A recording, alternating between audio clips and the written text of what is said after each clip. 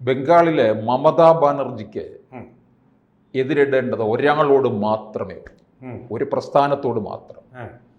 അത് BJP-യോട് മാത്രമാണ്. BJP പിടിച്ചുകൊണ്ടിരിക്കുന്ന vote എങ്ങനെ തൻ്റെ പക്ഷത്തേക്ക് കൊണ്ടുവരാം എന്നുള്ളതാണ് മമത നോക്കുന്നത്. അതിൻ്റെ ഒരു സൂചനയായിട്ടാണ് നമ്മൾ ഇംഗ്ലീഷ് ദിനപത്രങ്ങളിലൊക്കെ ഇന്ന് ആദ്യ പേജിൽ മുഴുവൻ മമത 3 പേജ് ഫുൾ പേജ് പരസ്യമാണ്. അതും എന്തിനു വേണ്ടി? അവർ ക്ഷേത്രങ്ങൾ നിർമ്മിക്കുന്നു എന്നുള്ളതാണ്. അതാണ് ഭയങ്കരമാണ്. നമ്മൾ മമതാ ബാനർജിയിൽ നിന്ന് ഒരിക്കലും പ്രതീക്ഷിക്കാത്ത ഒരു സംഭവമാണ്.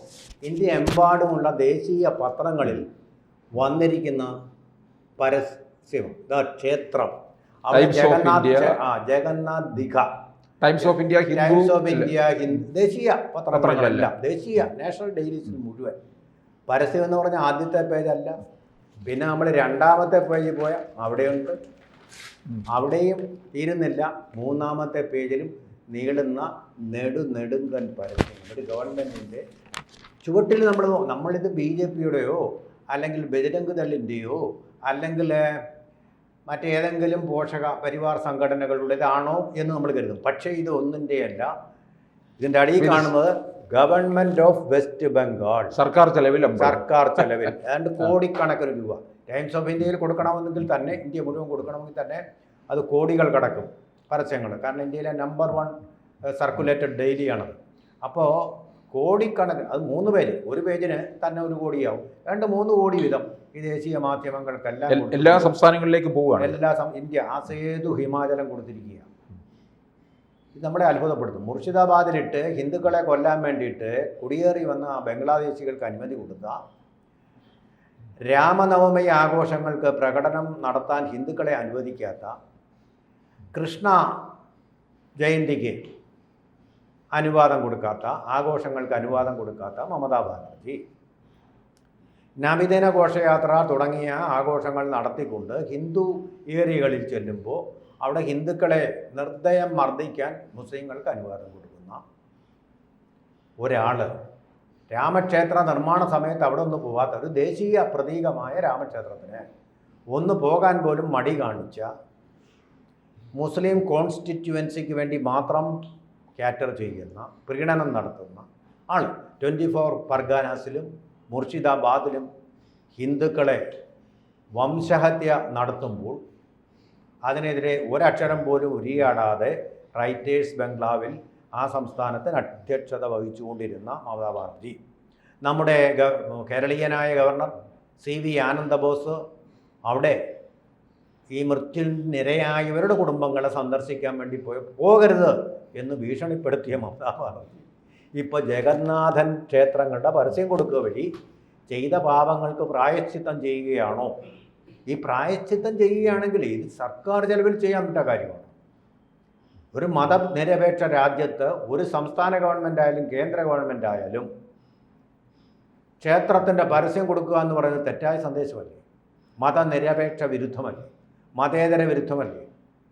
മതേതരത്വത്തെക്കുറിച്ച്, ഭരണഘടനയെക്കുറിച്ച് 24 മണിക്കൂറും പ്രസംഗിച്ചു വാഗ്ധോരണി നടത്തിക്കൊണ്ടിരിക്കുന്ന മമതാ ബാനർജിക്ക് എങ്ങനെ കഴിയുന്നു ഈ കോടിക്കണക്കിന് രൂപ സർക്കാർ ചെലവിൽ ഒരു ക്ഷേത്രത്തിൻ്റെ, ഒരു മതവിഭാഗത്തിൻ്റെ പരസ്യങ്ങൾ മാത്രം കൊടുക്കാൻ? ഇത് ഗവൺമെൻറ്റുമായിട്ട് ബന്ധപ്പെട്ട എന്തെങ്കിലുമാണോ?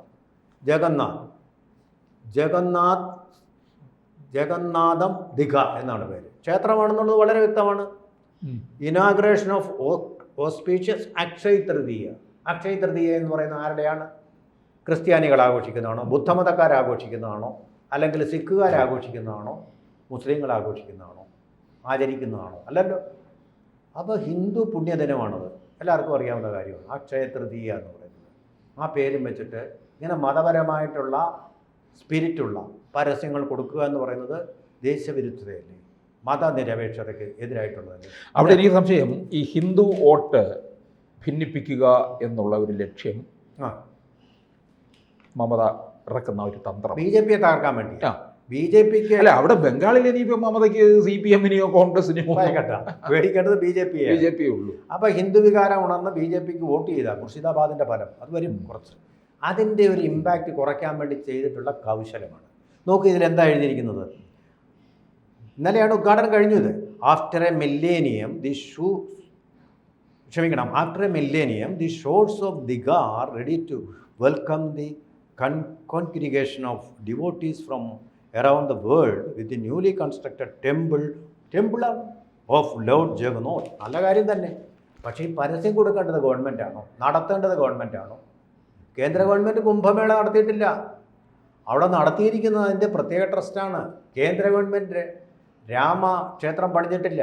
അത് രാമന്യാസ് ട്രസ്റ്റാണ് അത് നടത്തിയിരിക്കുന്നത്. അല്ല കേന്ദ്ര ഗവൺമെൻറ് അവിടെ പോയി പ്രധാനമന്ത്രി എന്നുള്ളത് ശരി തന്നെ, പോകാം.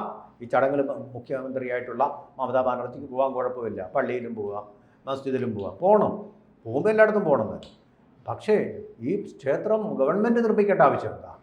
ഇത് പാവങ്ങൾക്ക്, പട്ടിണി പാവങ്ങൾക്ക്, അവിടെ നിന്ന് പണിയില്ലാതെ, പണമില്ലാതെ, ആഹാരം കഴിക്കാൻ വകയില്ലാതെ വരുന്ന ബംഗാളികളായിട്ടുള്ള ആൾക്കാരുണ്ടല്ലോ, പട്ടിണി പാവങ്ങൾ നിസ്സാര തുകയ്ക്ക് ഇവിടെ വന്ന് കണ്ണീരൊലിപ്പിച്ചുകൊണ്ട് പാത്രം മൂറുകയും കഷ്ടപ്പെട്ട് പണിയെടുക്കുന്ന ഒരു ട്രേഡ് യൂണിയൻ പോലും ഇല്ലാതെ, ആരും ചോദിക്കാനില്ലാതെ കണ്ണീരൊഴുക്കുന്ന പെൺകുട്ടികൾ ഉൾപ്പെടെ ഉണ്ട്. ഹോട്ടലുകളിൽ ഇപ്പോൾ പെൺകുട്ടികൾ പോലും വരുന്നുണ്ട് ബംഗാളിൽ നിന്ന് പണിക്ക് വേണ്ടി. അവരുടെ ജീവിതം കുറച്ചുകൂടി ഡീസൻ്റ് ആവാൻ വേണ്ടിയിട്ട്, ഡിഗ്നിറ്റി ഓഫ് ദി പൗരൻ, അതാണ് ഭരണഘടന വാഗ്ദാനം ചെയ്തത്. അതിനുവേണ്ടി ശ്രമിക്കേണ്ടതിന് പകരം ക്ഷേത്രം നിർമ്മിക്കുക. ക്ഷേത്രം നിർമ്മിക്കേണ്ടത് ആ മതപരമായ ചടങ്ങ്. അത് ചെയ്യാൻ ഹിന്ദുക്കളുണ്ട് അവിടെ, പണക്കാരായിട്ടുള്ള ഹിന്ദുക്കളുള്ള ഒരു സംസ്ഥാനം തന്നെയാണ്. അവർ ചെയ്യട്ടെ, വ്യവസായികളായിട്ടുള്ളവരുണ്ട്. അല്ലാത്ത ഈ പട്ടിണിപ്പാവങ്ങളുടെ പണം എടുത്തുകൊണ്ട് ഇതിന് ചിലവാക്കണമെന്ന് പറയുന്നില്ല, ആരും പറയുന്നില്ല. ഇത് നഷ്ടപ്പെടുന്നത് ബംഗാളിലെ ബഹുജനങ്ങൾക്കാണ്, അവിടുത്തെ പാവപ്പെട്ടവർക്കാണ് ഇതിൻ്റെ നഷ്ടമുണ്ടാവുക.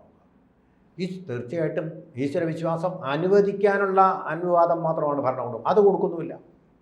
രാമനവമിക്ക് ഒരു ഘോഷയാത്ര പോകണം എന്ന് വെച്ചാൽ അത് നടക്കില്ല. അതിനുള്ള സ്വാതന്ത്ര്യം കൊടുക്കുക, സ്വന്തമായിട്ട് ക്ഷേത്രം കൊടുക്കുക. എന്തിനാണെന്ന് വെച്ചാൽ മുർഷിദാബാദിലുണ്ടായിട്ടുള്ള ആ മാനഹാനി അത് നികത്താൻ വേണ്ടിയിട്ടുള്ള ഒരു പ്രായശ്ചിത്തം ചെയ്തില്ല. അതിലൂടെ വോട്ട് പിടുത്തവുമാണ്, സർക്കാർ പണം. ഇതെന്തൊരു വെള്ളരിക്ക പട്ടണമാണ്, ഇത് കോടതിയില്ലേ ഇത് ചോദിക്കാൻ. അവിടുത്തെ BJP എന്ന് പറയുന്ന പ്രതിപക്ഷം എന്താണ്, കേരളത്തിലെ കോൺഗ്രസ് എന്ന് പറയുന്ന പ്രതിപക്ഷം പോലെ ആയിത്തീരുകയാണോ? ഇത് ചോദ്യം ചെയ്യേണ്ടേ. ഇതുവരെ അതിനെക്കുറിച്ചൊരു ചർച്ചയോ ഒരു സംവാദമോ ഇതുവരെ ഉണ്ടായിട്ടില്ല, ഒരു പ്രതിഷേധവും ഉണ്ടായിട്ടില്ല. എനിക്ക് തോന്നുന്നു മലയാള പത്രങ്ങൾക്ക് ഈ പരസ്യം കിട്ടാത്തത് കൊണ്ട് അവർ മിണ്ടാതിരിക്കുകയാണ്, കൊതിക്കുറവ് എടുത്തത്. എന്താണ് ഈ കാണിക്കുന്നത്? ഇതൊക്കെ നമ്മൾ പറയുന്നത് കേരളത്തിലുണ്ടല്ലോ ഇതുപോലൊരു മതചടങ്ങിന് വേണ്ടിയിട്ടുള്ള ഒരൊറ്റ PRD പരസ്യമില്ല. ഗവൺമെൻറ്റിന് വേണ്ടിയിട്ടുള്ള ഒരുപാടുണ്ട്, ആവശ്യത്തിൽ കൂടുതൽ പരസ്യങ്ങൾ കൊടുക്കുന്നുണ്ട്. പക്ഷേ ഇവിടെ അല്ലാത്ത ഒരൊറ്റ പരസ്യമില്ല ഇങ്ങനെയുള്ള മതപരമായ ചടങ്ങിന്. യോഗി ആദിത്യനാഥിൻ്റെ സംസ്ഥാനമായ ഉത്തർപ്രദേശ്, അദ്ദേഹം വർഗീയവാദിയാണെന്നല്ലോ, കൊടും മിശ്രമാണെന്ന് പറയുന്നുണ്ട്. ഒരൊറ്റ പരസ്യം ഇതുവരെ വന്നിട്ടില്ല ഇങ്ങനെ ഗവൺമെൻറ് കൊടുക്കുന്നത്. കുംഭമേള എന്ന് പറയുന്ന ഒളിമ്പിക്സ് മേള പോലെ അവർ നടത്തി, എന്നിട്ട് വാർത്തയാണ് കൂടുതലും വന്നത്. ഗവൺമെൻറ് പരസ്യം കൊടുത്തിട്ടില്ല. യോഗി ആദിത്യനാഥ് പ്രസ്താവന കൊടുത്തത് മാത്രമാണ് അതിൻ്റെ പരസ്യം എന്ന് പറയുന്നത്. അല്ലാതെ ഒന്നും പരസ്യമായിട്ട് ട്രഷറിയിൽ നിന്ന് വായിച്ചു മുടക്കി ഇതിനു വേണ്ടി വിനിയോഗിച്ചിട്ടില്ല. ഇത് തികച്ചും മിസ്അപ്രോപ്രിയേഷൻ ഓഫ് ഫണ്ട്സാണ്, കുറ്റകരമാണ്, ഭരണഘടനാ വിരുദ്ധവുമാണ്. കാരണം ഏതെങ്കിലും അപ്പോൾ ആ മതത്തിൻ്റെ പക്ഷത്താണ് ഗവൺമെൻറ് എന്നല്ലേ വരുന്നത്. അങ്ങനെയാണ് ഒരു ഗവൺമെൻറ് പ്രവർത്തിക്കേണ്ടത്. ഈ യോഗി ആദിത്യനാഥ് ഹജ്ജിന് ആൾക്കാരെ വിടുന്നുമുണ്ട്. അദ്ദേഹം മതനിരപേക്ഷമായിട്ടാണ് പ്രവർത്തിക്കുന്നത്. ഹജ്ജിൻ്റെ കോട്ട കേന്ദ്ര ഗവൺമെൻറ് ഏറ്റവും അധികം കൂട്ടിയിട്ടുമുണ്ട്.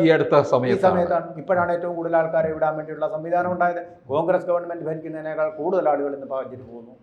അതാണൊരു മതനിരപേക്ഷ ഗവൺമെൻറ്.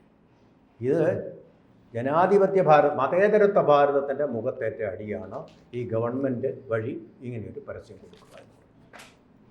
കൂടുതൽ വാർത്തകളും വിശേഷങ്ങളും നിങ്ങളിലേക്ക് എത്താൻ ABC മലയാളം സബ്സ്ക്രൈബ് ചെയ്യുക, ബെൽ ബട്ടണും അമർത്തുക.